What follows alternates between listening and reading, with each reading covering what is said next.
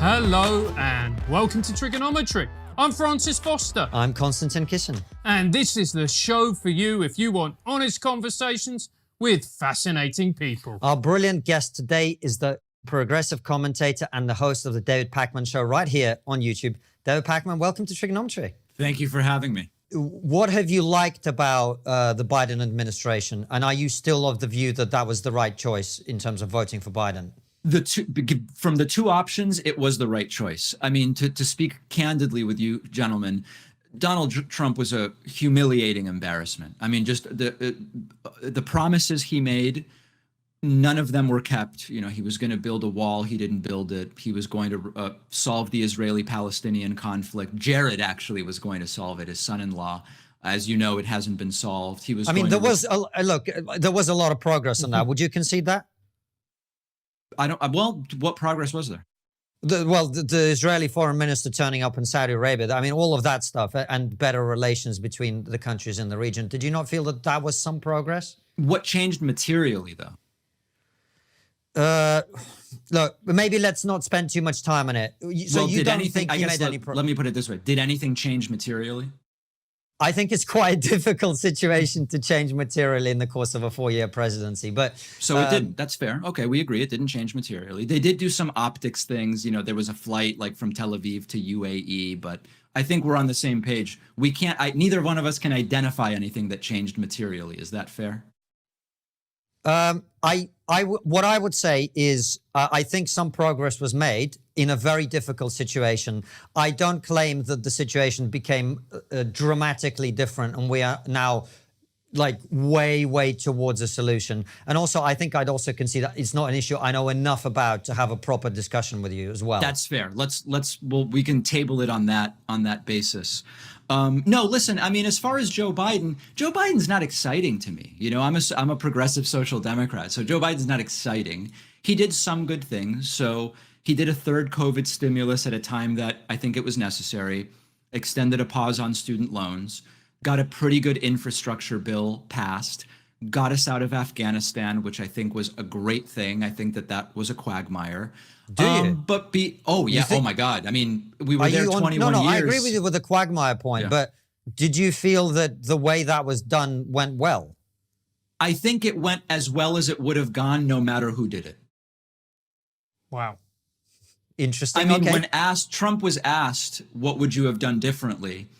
And he literally couldn't articulate a single difference. So at least Trump was going to do it. And another failed promise. Biden did it. And when Trump was given the opportunity to articulate how he would have handled it differently, he couldn't name a single difference. So let me put it in the most factual way possible. I've not heard Trump explain what would have gone differently. And therefore, I have no basis on which to assume it would have. Is that fair? I suppose it is. The question for me is, I mean, I struggle to imagine it going any worse. So I kind of feel like there is a possibility that the preparations could have gone better. Do you think that's unfair? I have a struggle to imagine it could have gone better. So like, I think where I land is it went the way I expected, you know, and it was correct ultimately to get out. Okay. Please carry on. I interrupted you. Biden. We're talking about whether you're happy with the Biden presidency. Yeah, basically. I mean, it's like, listen, he's doing exactly what I expected. You know, I didn't expect him to do anything on cannabis decriminalization, and he's not.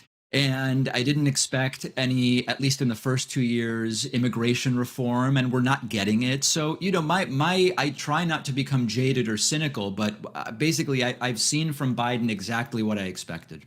Okay. You mentioned Trump being a humiliation. And look, you know, neither Francis or I were pro-Trump. I thought he raised some important issues, by the way, you know, and immigration not being least of those. We can have a conversation about that maybe later on. But if Trump was a humiliation, perhaps in the way that he talked, and you mentioned some of the promises that he didn't deliver on, the optics of the Biden presidency, do they not make you cringe somewhat when he's shaking hands in midair with people who aren't there and forgetting things and all of that? Beautiful. So are you guys open to a good faith conversation about that? Absolutely. Okay. Absolutely. Okay, so let's go piece by piece. Does Joe Biden sometimes lose his train of thought? Absolutely. Absolutely. There's no question about it. And he's close to 80 years old. If you compare Joe Biden today to Joe Biden when he ran circles around Paul Ryan in 2012, it's not the same guy. I have no problem saying that that's absolutely the case. No argument whatsoever. The shaking hands with midair video was a total joke. And I'll tell you the story about it. The weekend that story, the shaking hands with midair went, I looked at the clip on my phone, and it was a very short clip where you just see Biden stop speaking. He turns to the side and he goes like this. I said, oh my goodness, this is terrible. Biden, he seems worse than Trump when Trump came off of his plane and his car was right in front of him, and Trump wandered off and was brought back by the arm by a Secret Service agent, and they said, here's your car. That's worse than when Trump had Rudy Giuliani sitting right across the table and said, where's Rudy? And maybe I'll ask Rudy to say a few words. Well, thank you very, very much, Mr. President. First of all, congratulations on what is in fact a historic start of an administration. I've never seen so much done in so short a period of time. That Biden clip looked bad. And I was going to report, like, guys, something seems wrong with Joe Biden. And then I found like the actual full frame instead of the square Twitter video. And you could see what happened after. And Joe Biden had people to his right and to his back right and to his back. And he literally finished the speech and turned and said something to the people to the right. And then he turns back and he does the exact same thing. And then to the other side and does the exact same thing. So that was a non-story for me. It was a complete non-story. I hear you. Yeah, David, I haven't done enough research, and I'll admit it readily that I don't know whether that's accurate, but I'm happy for the purpose of this discussion to accept that. Fair. But would you accept that Joe Biden mentally is not at his peak? I think you already have. I already have, yeah. So is that not a humiliation? Well, when I say a humiliation, I go by what is global opinion of the United States. Because I'm one guy, right? And so so I want to say, what does the world think? And we know, because of global Gallup studies and global Pew studies and others, that opinion of the United States as a country, of the US's ability to lead, of the president of the United States, it was in the toilet, to use a phrase Trump likes, to flush 10 or 15 times. Opinion was in the toilet under Trump, and it has recovered dramatically under Biden. So I try to take myself out of it and just say, what does the world think? And there's a couple of exceptions. Russia liked Trump better than Biden. Again, this is not rhetorical. It's just the opinion polls. Russia did like Trump better than Biden. I think Turkey liked Trump better than Biden. And this may be wrong, but I think I have Nigeria in my mind, liked Trump better than Biden. But other than that, empirically, our global reputation has recovered dramatically under Biden. So that's my standard that I use. David, let's talk about culture. I know that it's not necessarily a big thing for you, but in terms of some of the things we've been putting to you that we are sensitive to, which is how culture affects how people feel about their country, about the party that they want to vote for, about the direction of travel of their society. I would probably chart 3 issues on which a lot of people in our space, which is perhaps disaffected lefties or people who are sort of centrist like me or people who are right-leaning, that have been concerned about and feel are important and are not being discussed honestly in the mainstream space, let's say, right? I think number 1, certainly in the UK, you tell me what you think about the United States, but number 1 is immigration. Number 2 is race relations and all the stuff to do with BLM and all of that. And number 3, as of late, these sort of big toxic issues is, of course, the trans issue. Okay, so sure, those are 3 issues, yes. Yeah, yeah. I was going somewhere with that. I just wanted to get confirmation that those are issues that exist. Absolutely, those are issues that exist. And what I am asserting to you is there are quite a lot of people Certainly here in the UK, and I know that in America it's the same in some circles, that feel very strongly about those issues, and they feel that the mainstream conversation about those issues is dishonest. So if we start in reverse order with the trans thing, can I, it's a dick move to ask you this, but can I ask you to define a woman? Is that okay? Yeah, so listen, I mean, I did a whole thing with this right-wing guy named Michael Knowles a little while ago. Okay. Where, you know, we were talking about the definition of a woman, and the context was the Ketanji Brown Jackson hearings and her refusal to answer. And there I argued that makes perfect sense because they're asking in a legal context. The question is who can bring a discrimination lawsuit on the basis of gender? And I thought she was right not to answer it. And I made the point that depending on where you're asking the question, the answer could actually be different. Now, I'm glad to give my view of this socially, if that's okay. Sure. Yeah, of course. Go for it. This is, again, and the problem with this, and I know you guys would never do this because you seem so honest. The problem is that sometimes this question is then used to put someone in a corner. So I will say in advance that the definition I have will not work in every setting, okay? Like, for example, the definition I have in an OBGYN's office may not work because we recognize biological differences, right? But for me, the broadest way where I think about who am I going to relate to as a woman, it would be somebody who I identify as deliberately trying to exist in the world as a woman. And so if I see a biological man who, and again, we have to talk about this in candid ways, which some people might not like, but I think it's necessary.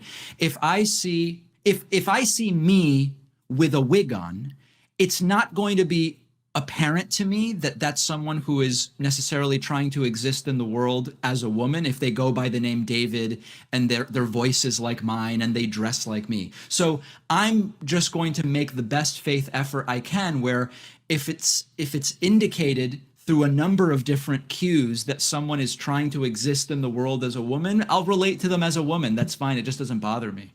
Oh, sure. And in fact, I am kind of where you are in the sense that we've had a shit ton of trans people on the show and we call them by whatever name they have and the pronouns that they've chosen, right? I've got no issue with that. Sure. However, my issue is that and again, this is me being straight with you. I hope you don't take offense to what I'm saying. Please. In your refusal to give a definition that is equally applicable in different circumstances, you're kind of avoiding the difficult elements of this, right? Well, the difficult elements are exactly that, which sorry, I interrupted. Go ahead. I know you know where I'm going, but let me just give the example so people know what we're talking about. So we have a number of cases here in the UK, for example, and I know you've had some in the US as well, where a trans woman who still has a male anatomy has been housed in a female prison and has gone on to commit sexual assault against women in prison. Right. Okay. We obviously have had trans women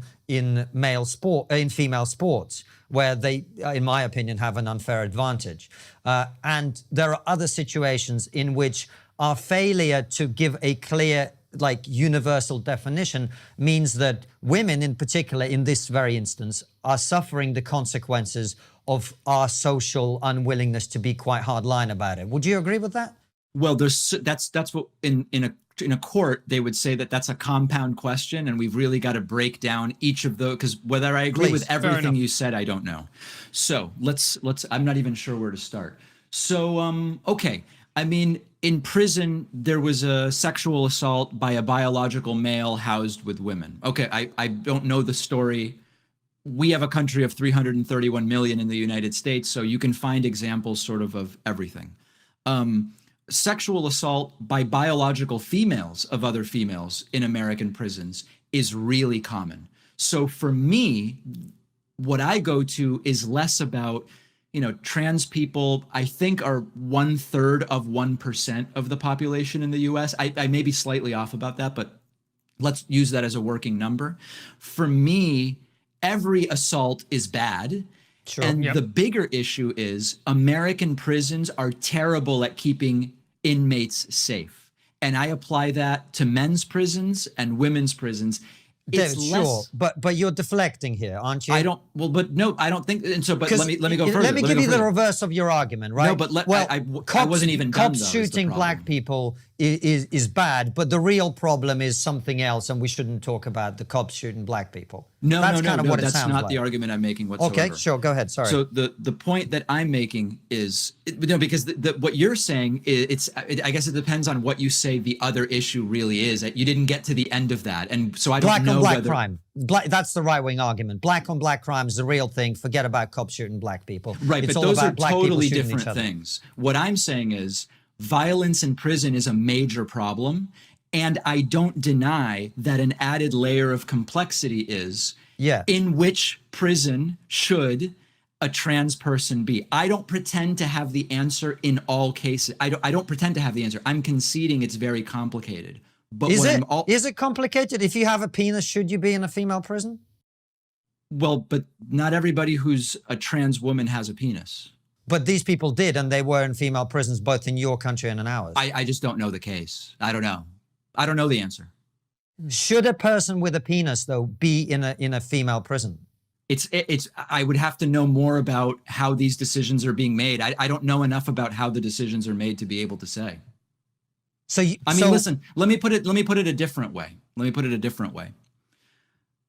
And I don't know if anecdotes, we're both being so anecdotal that I don't know if this is even useful, but there are many instances where I could show you a picture of someone and describe their height and weight to you, and it would be very hard to argue that they should be in a men's prison for their own safety. I'm not arguing for that. We've had trans people on the show who say we need to make provisions so that trans people are in a separate facility where they're going to be safe from males who otherwise would potentially be a danger to them, right? So there's like a third prison for trans people. That's what some people have argued on our shows. I'm not saying you take someone who identifies as a trans woman and you stick them with men, because I don't think it would end well for them. So I don't lack compassion. What I'm trying to get at with you is, do you envisage circumstances under which it is right to put a person with a penis in a female prison? I can envisage theoretical circumstances where it's the best of the options that are available. Yeah, I mean, right now there are no third prisons for trans people, and so if you say to me, what is more like? I mean, like, listen, let's just be very upfront. If you have a trans woman that is biologically male and has a penis, but is slight in size and has a very feminine appearance, by all statistical likelihood, they are far less likely to assault someone in a women's prison than they are to be assaulted in a men's prison. And so that's a particular case where I would say it makes sense for them to be in a women's prison, yes. Okay. We could go around for hours, but look. But before we move on, in the situation I outlined, do you concede that it makes more sense for them to be if the only two options are a men's or women's prison, would a 5'3" biological male with a penis who is outwardly feminine and is seen by the average person as a woman, you're not going to put them in the men's prison, are you? I think it'd be very dangerous to do so. Fair. So we agree on that. That's fair. Well, we don't agree on that, because I don't think either of those options is acceptable, and we should look for a solution rather than going. I would love another solution, but it seems like we agree that given the two current options, we are on the same page. No, I just think both of those options are completely unacceptable to me, and I think we need a third solution, and that's why I feel strongly about it. Do you see what I'm saying? I see what you're saying, but it sounds like before you realized it might not look great to concede it, that you agreed in the two options we have now, the female prison makes more sense. I think this is where I'm going to do a David Pakman and go, I think it depends on the individual circumstances. For example, that's what I'm saying. If this person is in prison because of sexual assault against women, I don't know that is the right choice, personally. Okay. I mean, maybe in that case, they would be, we're now getting so in the weeds, but that's a case where they might be in solitary confinement anyway in that situation. Now we're really getting too narrow, I think. Sure. Yeah.